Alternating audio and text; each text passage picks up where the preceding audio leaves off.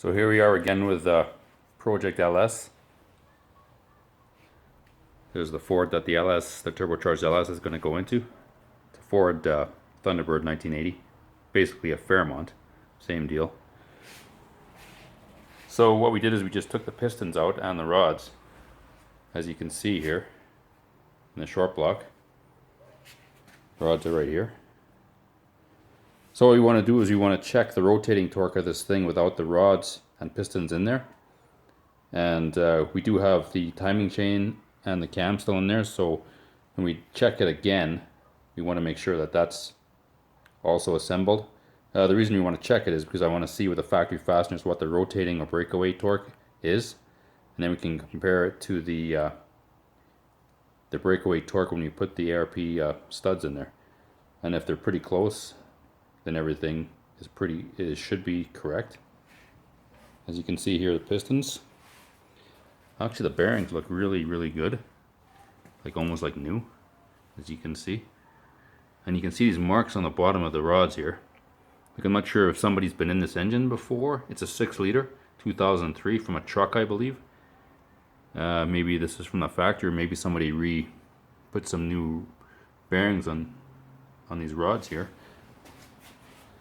You can notice piston number 1 here has a big, looks like somebody dropped a bolt into the cylinder, and you can see a big indentation, so this would have probably failed under boost. So that wouldn't have been good, so luckily we took this thing apart.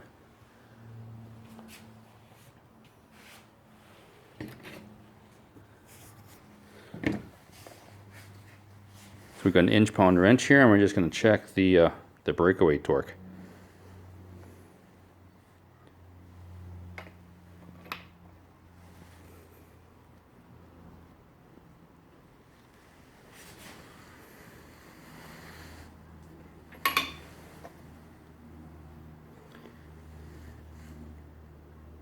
First try looks like we got about 118 inch-pounds.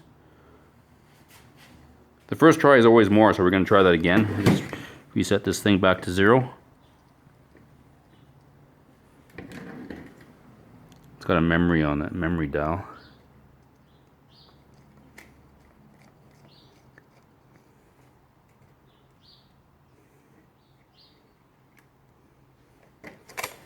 Try this again second time around. It'll probably be 96 this time.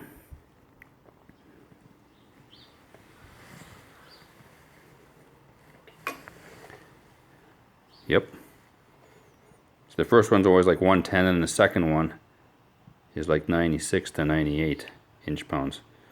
So we'll take note of that, those numbers, and then we'll put the ARP studs in here, and of course the cam and the timing chain back in, just to make sure the conditions are the same.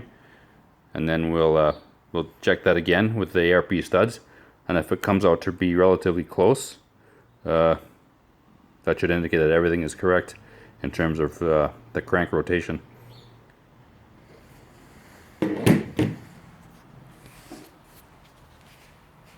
And thanks for watching.